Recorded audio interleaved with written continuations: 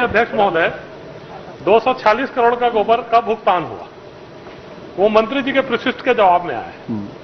प्रशिष्ट के जवाब का हम लोग हिसाब लगा रहे थे तो 17 करोड़ हम हिसाब लगाकर बोल रहे हैं, उनके हिसाब से तो कुछ 86 लाख वाक हो रहा है जो उन्होंने टोटल बताया। पर फिर से हमने हिसाब लगाया कि हमारा गलत कहीं पर फिगर मत हो जाए, तो 17 करोड़ हमारा कुल मानना यह है कि आपने 286 करोड़ का गोबर खरीदा, 246 करोड़ का गोबर खरीदा, 17 करोड़ का वैल्यू एडिशन करने के बाद आपने 17 करोड़ की वैल्यू का सामान बेचा। वैल्यू एडिशन हुआ है, जो गोबर आपने खरीदा उससे वर्मी कंपोस्ट बनाया है, गोबर का पेंट बनाया है, उसको वैल्यू एडिशन करके 17 करोड़ का बेचा। ये 229 करोड़ रुपए जो शासन की राशि है, ये बैलेंस कहां पर है? या तो फर्जी गोबर खरीदी हुई है, किसी के भी डाटा में चढ़ा दिया गया है गोबर, उतने मात्रा में गोबर उपलब्ध नहीं है जितने मात्रा में भुगतान किया गया है, तो वो फर्जी खरीदी है। चारा घोटाला से बड़ा घोटाला है गोबर घोटाला। उस टाइम में हमने आपकी मदद की है। आपके मुख्यमंत्री जी संकट में पड़ सकते थे उस डायरी के मामले के अंदर, उस डायरी को भी राजेंद्र गुठाई निकाल के लाया था। कौन सी डायरी थी? अब जब जिक्र कर ही दिया है तो बता भी दीजिए, अब कौन से सरकार का हिस्सा रहे हैं आप? देखिए, धर्मेंद्र राठौड़ के घर के अंदर रेड हुआ था इनकम टैक्स और ईडी का, और मुख्यमंत्री जी ने मुझे बुला के वहां कहा था कि किसी भी कोस्ट के ऊपर वो डायरी गुठा निकाल के ला। खुद सीएम। नमस्कार, जय श्री राम। हमारे साथ हैं शहजाद पूनावाला सर। एक बार फिर से एक ट्वीट किया शहजाद पूनावाला सर ने थोड़ी देर पहले, जिसमें रिपब्लिक भारत का को इंटरव्यू दे रहे थे राजेंद्र गुहा, और उन्होंने कहा कि एक लाल डायरी जेम्स बॉन्ड की तरह गए, निकाला, और अशोक गहलोत बार बार कह रहे थे उस लाल डायरी को जलाया कि नहीं, जलाया कि नहीं। सर, ये क्या मिसाल दी जा रही है? कलमाड़ी से भी खतरनाक डायरी थी क्या? ये लाल डायरी दरअसल गहलोत जी के काले कृत्यों का, मुझे लगता है, कबूलनामा है। इसमें सारे गहलोत जी की सरकार के काले कृत्य पन्ने दर पन्ने पर दर्ज है, और इसीलिए गहलोत जी जिस प्रकार से बौखलाहट में थे, और जो खुलासा अभी राजेंद्र गुड़ा ने किया है कि ये लाल डायरी को रिकवर करने के लिए, और किसके पास से रिकवर की गई? धर्मेंद्र राठौड़, जो कि गहलोत जी और उनके सुपुत्र के बड़े करीबी माने जाते हैं। आपको याद होगा कि एक समय पर धर्मेंद्र राठौड़ और राजीव अरोड़ा, ये जो एक तो कांग्रेस में बड़े सक्रिय थे, और दूसरे व्यक्ति वो है जिनको राज्य मंत्री का दर्जा मिला था गहलोत जी की तरफ से, या इस प्रकार की कमीशन में उनको स्थापित किया गया था। तो ऐसे व्यक्तियों के घर पे जब रेड पड़ी और वहां से बहुत कुछ बरामद हुआ, तो ये लाल डायरी का भी किस्सा है। और कहा जाता है, जो मैंने गलियारों से सुना है, कि इसमें कई कई 100 करोड़ों के लेन देन के और भ्रष्टाचार जो हर विभाग में राजस्थान में आम हो चुका है, उसके रहस्य कहीं ना कहीं हैं। और इसीलिए आज ये लाल डायरी को जब राजेंद्र गुड़ा विधानसभा में उसको पटल पर रखने गए और उसके बारे में बताने गए, तो लात, घूसे और थप्पड़ से उनको विधानसभा की पटल से बाहर कर दिया गया है। मतलब ये मोहब्बत की दुकान है या ये घबराहट का की पहचान है? देखिए, क्योंकि एक प्रकार से तो जब राजेंद्र गुड़ा असेंबली में महिलाओं की सुरक्षा को लेकर बोलते हैं तो मंत्रालय से बर्खास्त, और आज जब भ्रष्टाचार पर बोलने लगते हैं प्रूफ के साथ, तो विधानसभा से बर्खास्त कर दिए जाते हैं। शहजाद सर, अभी रिसेंटली राहुल गांधी मोहब्बत की दुकान पे घूमने गए थे, जोड़ने गए थे, तो उन्होंने कहा कि वी आर डेमोक्रेटिक, हम बहुत डेमोक्रेसी में विश्वास करते हैं। देखिए, बीजेपी अनडेमोक्रेटिक है, अनपार्लियामेंट्री ढंग से बिहेव करती है, लेकिन हम लोग अपने पार्टी के अंदर जो कोई विरोध भी होता है उसकी भी बात सुनते हैं, उसकी बात सुनते हैं। तो फिर ये राजेंद्र गुड़ा जी के साथ एक माफिया की तरह जो ये बर्ताव सदन के अंदर हुआ, और उन्होंने जो बंगाल में, जो राजस्थान में हो रहे हैं अपराध पे बात की, इसको आप कैसे देखते हैं? एक तरफ प्रियंका वाड्रा से लेकर के राहुल गांधी मणिपुर को लेकर के चिंतित हैं, लेकिन नंबर 1 तो राजस्थान है।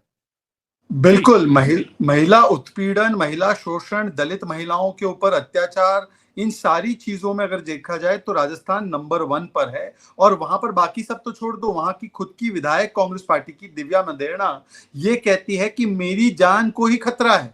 जब मेरी जान को खतरा है तो बाकी महिलाओं का क्या?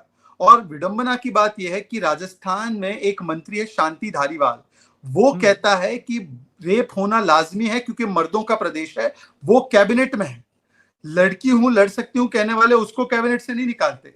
पर जो व्यक्ति कहता है मणिपुर की बातें छोड़ दो, हम अपने राजस्थान पर फोकस करें, उस व्यक्ति को तुरंत निकाल दिया जाता है, क्योंकि ये राहुल गांधी और प्रियंका वाड्रा ने गहलोत को निर्देश दिया कि इस व्यक्ति को जैसे दूध में से मक्खी को निकाल के फेंकते हैं वैसे फेंक दो, क्योंकि हमारा जो पूरा रेप पर राजनीति करने का कार्यक्रम है उसमें ये व्यक्ति खलल डाल रहा है, इसीलिए उसको दूध में से मक्खी को निकालते हैं वैसे निकाल दिया गया। और आज जब भ्रष्टाचार पर खुलासा किया जा रहा है तब उनको पिटाई करके विधानसभा से बाहर किया गया। शहजाद सर, आप कानूनी पक्ष को भी बहुत अच्छे से जानते हैं, समझते हैं। मैं ये समझना चाहता हूं कि इस पे जो इस पूरे मामले पे राजनीति हो रही है, एक सेलेक्टिविज्म का दौर सा चल पड़ा है। ऐसे लोग मतलब अब बिहार के आरजेडी और पप्पू यादव लोग जैसे लोग भी कह रहे हैं कि भाई गलत हो गया है मणिपुर में, और जो कि बिहार में, हालांकि अभी बेगूसराय में भी ये सब हुआ। तो कैसे मतलब इसको सही समाचार हम लोगों तक पहुंचाए कि देखिए समस्या मूलभूत वामपंथ का क्या है, या जिस प्रकार के लोग नैरेटिव को गढ़ना चाह रहे हैं, सत्य को हम कैसे बताएं? देखिए, मणिपुर में जो भी घटना 2 महीने पहले हुई उसको किसी ने भी ना किसी प्रकार से जस्टिफाई किया, जायज ठहराया। सभी ने एक स्वर में उस पर न केवल कंडेमनेशन किया पर उस पर कार्रवाई भी हुई। अब इसमें आप पूछ सकते हैं कि कार्रवाई कब हुई, कैसे हुई, ये पार्लियामेंट में आपको आकर पूछना चाहिए, सरकार से जवाबदेही करनी चाहिए। परंतु आप देखिए कि जहां पर मणिपुर में प्रधानमंत्री से लेकर भाजपा के छोटे से छोटे कार्यकर्ता ने उसको कंडेम किया है अनइक्विवोकली, राजस्थान पर या बंगाल में जो महिलाओं को निर्वस्त्रीकरण उनका किया गया, मालदा में और हावड़ा में तो भाजपा की एक महिला कार्यकर्ता थी, मालदा में 2 आदिवासी महिलाएं थी, वहां पर कोई छोटे से छोटा कार्यकर्ता भी आकर इसको कंडेम कर रहा है? नहीं।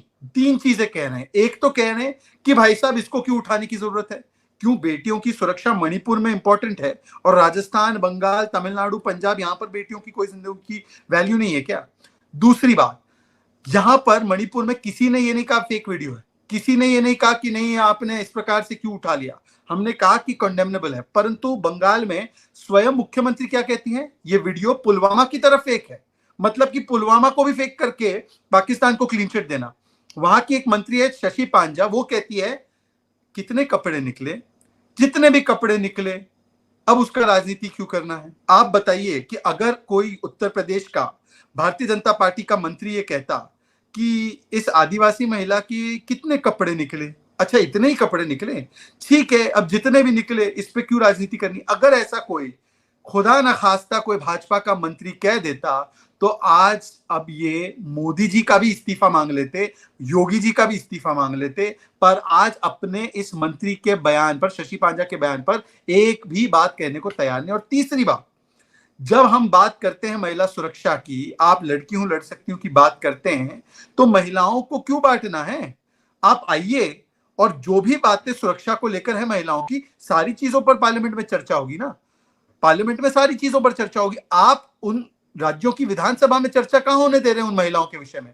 राजस्थान में आपका मंत्री चर्चा करने जाता है तो उसको निकाल दिया जाता है, बंगाल में आप फेक वीडियो कह रहे हैं, आप हावड़ा के केस में वहां की पुलिस डीजीपी आकर कहता है फेक केस है, जबकि हावड़ा के केस में भाजपा की वो महिला प्रत्याशी ने स्टेटमेंट दिया है, एफआईआर लिखाई है कि मेरे शरीर से क्या किया गया, मेरे कपड़ों को कैसे फाड़ा गया।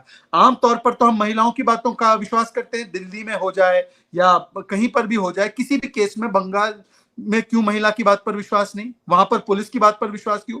तो ये जो इकोसिस्टम है, ये इकोसिस्टम को महिलाओं की सुरक्षा से या रेप से कोई लेना देना नहीं है, इनको अपनी राजनीति से लेना देना है। कोई फेक फोटोग्राफ सर्कुलेट कर रहा है, कोई कह रहा है कि छोटी मोटी घटना है, कोई कह रहा है फेक वीडियो है, परंतु वो अपनी जवाबदेही लेने के लिए तैयार नहीं है। और यही अंतर है। और अब ये अंतर केवल दिखाने और बताने के लिए नहीं होगा, अब तो हम भारतीय जनता पार्टी की ओर से या सारे जो लोग देख रहे थे अब तक, अब वो मणिपुर पर तो चर्चा जो होनी है हो गई, अब राजस्थान और बंगाल पर चर्चा होगी। अब राजस्थान और बंगाल पर मुंह खोले बिना राहुल गांधी और प्रियंका वाड्रा दूसरी बातों पर बात नहीं रख पाएंगे। शहजाद भाई, ये लोग सदन में चर्चा से क्यों भाग रहे हैं? मतलब सदन को जिस प्रकार से आज हमने संजय सिंह वाला भी प्रकरण देखा, ये सदन को अवरुद्ध करने का ये नया क्या ड्रामा है? क्या ऑर्डिनेंस का भय है, या फिर नया ये जो ईस्ट इंडिया कंपनी का अलायंस ये मान के चल रहे हैं कि नहीं भारत को प्रगति से रोकना है तो सदन ही मत चलने दो, कम से कम सरकार आपकी बिल नहीं पास कर पाएगी? नहीं, ये एक पैटर्न बन चुका है। आप देखिए, गत 2018 से पहले ये कहते हैं 2018 में इन्फ्लेशन पर, महंगाई पर चर्चा कीजिए, चर्चा कीजिए। हम कहते हैं आइए चर्चा कर देते हैं। दूध का दूध पानी का पानी हो जाएगा कि किसके समय पर कितनी महंगाई बढ़ी। तो 2018-19 में क्या ले आते हैं? रफाल ले आते। सुप्रीम कोर्ट और सीएजी कहता है कि रफाल पर आपका नैरेटिव झूठा है। मोदी जी के विषय में जो उन्होंने रफाल को लेकर कहा था कि चौकीदार चोर है वगैरह, उस पर सुप्रीम कोर्ट फटकार लगाती है। उसके बाद सरकार जब फिर से आती है और उसके बाद 2020 में कोविड आता है, तो कहते हैं कोविड पर स्पेशल सेशन होना चाहिए, स्पेशल सेशन होना चाहिए। आपने कोविड लॉकडाउन मिसमैनेज कर दिया। हम कहते चलिए कोविड पर चर्चा हो जाती है। 2021 में जब पार्लियामेंट होता है मानसून सेशन, तो कोविड की चर्चा छोड़कर किस पर भाग जाते हैं? पेगासस पर। और जब पेगासस सुप्रीम कोर्ट में जाता है और सुप्रीम कोर्ट कहता है फोन दे दीजिए, तो फोन नहीं देते। सुप्रीम कोर्ट का आ जाता है मामला कि कोई फोन में पेगासस नहीं था। तो अब जो हम देखते हैं कि 2023 में फिर से वही चीज, कभी पार्लियामेंट के बजट सेशन को अडानी के मामले पर हाईजैक करना, और दूसरे आपके शरद पवार जी अडानी से ही मिले। आपके नेता सुप्रीम कोर्ट जाए, सुप्रीम कोर्ट की रिपोर्ट में कुछ ना है, पर फिर भी आप उस मुद्दे पे पार्लियामेंट को एक प्रकार से डिस्टर्ब करते हैं। फिर बीबीसी के मुद्दे पर अब बीबीसी ने स्वयं स्वीकारा है कि हमने टैक्स इवेजन किया, और बीबीसी का जो सर्वे आज हो रहा है वो सर्वे यूपीए के जमाने में भी हुआ, परंतु उस पर भी आपने पार्लियामेंट को रोका। और अब जब चर्चा करनी थी अलग मुद्दों पर, ये बड़ी बड़ी बातें कर रहे थे कि आइए पार्लियामेंट में चर्चा हो जाए, आइए पार्लियामेंट में चर्चा हो जाए। हमने कहा मणिपुर पर चर्चा होने दो, हो जाएगी। दूध का दूध पानी का पानी हो जाएगा कि किसने क्या किया है मणिपुर को लेकर और किसने महिला सुरक्षा को लेकर। तो आज पार्लियामेंट में क्योंकि उनको जवाब नहीं देना है और केवल एक मुद्दा बनाना है, तो पार्लियामेंट को फिर से हाईजैक करना। क्योंकि मैं आपको बताता हूं ना, ये देश हित नहीं दल हित चाहते हैं, ये डिस्कशन नहीं डिसरप्शन चाहते हैं, और ये कंसेंसस नहीं, ये केवल कॉन्फ्रंटेशन की राजनीति चाहते हैं। इसलिए ये पार्लियामेंट के हित को नहीं, ये पारिवारिक हित को साधते हैं। शहजाद भाई, आखिरी प्रश्न, आपने चारा घोटाला का नाम सुना होगा। छत्तीसगढ़ में एक विचित्र घोटाला सामने आया, गोबर घोटाला। और जिस गोबर घोटाले के बारे में मैंने सुना तो मैं चौंक गया। एक ही परिवार में उसके पास गाय भी नहीं है, भैंस भी नहीं है, और लाखों रुपए का नहीं करोड़ों रुपए का गोबर खरीद लिया गया।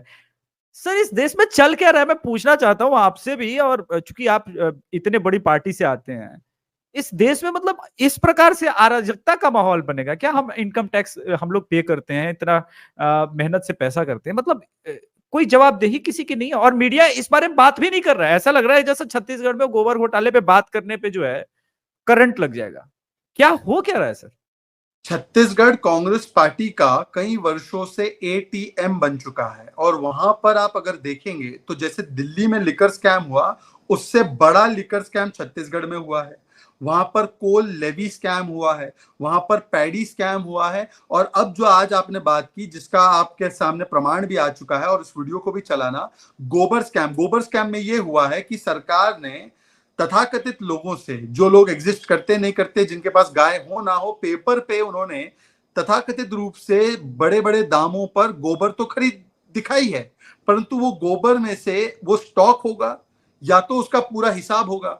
वो ना स्टॉक दिखा पा रहे कि कहाँ है, हिसाब केवल मान लो लगभग 300 करोड़ का खरीदा है, 250-300 करोड़ का खरीदा है, तो 17 करोड़ का केवल हिसाब दे रहे हैं। बाकी के पैसे कहाँ गए? मतलब कि वो गोबर ना कभी खरीदा, ना कभी उसका कुछ किया, केवल ये कागजों पर खरीदा गया। ठीक उसी तरह से जिस प्रकार से चारा घोटाला और बाकी घोटाले कागजों पर आपको आंकड़े दिखाकर वो घोटाले किए जाते थे और वो डाइवर्ट हो जाता था, तो इसी प्रकार से ये किया गया है।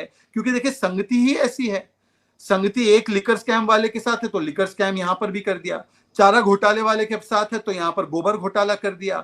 और ये इसलिए टीवी पर नहीं आ रहा है क्योंकि तिवारी जी ऐसा है कि अगर आप टीवी कभी गलती से न्यूज लगा लोगे तो हर 2 मिनट से छत्तीसगढ़ की कोई एड आपको दिखेगी, एक एड दिखेगी। अब ये ओलंपिक पे एड बनाए हैं, उसमें ओलंपिक खेल का एक भी दृश्य नहीं है, उसमें एक भी व्यक्ति कोई ओलंपिक खेल नहीं खेल रहा है, उसमें केवल जो है वो भंवरा घुमा रहे हैं भूपेश बघेल, और वो कक कक कक कक कक कक कक कर रहे हैं ऐड में। और उसके अलावा ऐसी कई सारी ऐड है जिसमें कि कोई लेना देना नहीं। वो ऐड इसलिए दिया जाता है एक तरीके से कि तुम ऐड लो, मैं घूस लूंगा और तुम कुछ मत बोलो। ये मॉडल है कांग्रेस ने तैयार किया, राजस्थान में भी यही मॉडल है, मीडिया को ऐड दो और चुप कराओ।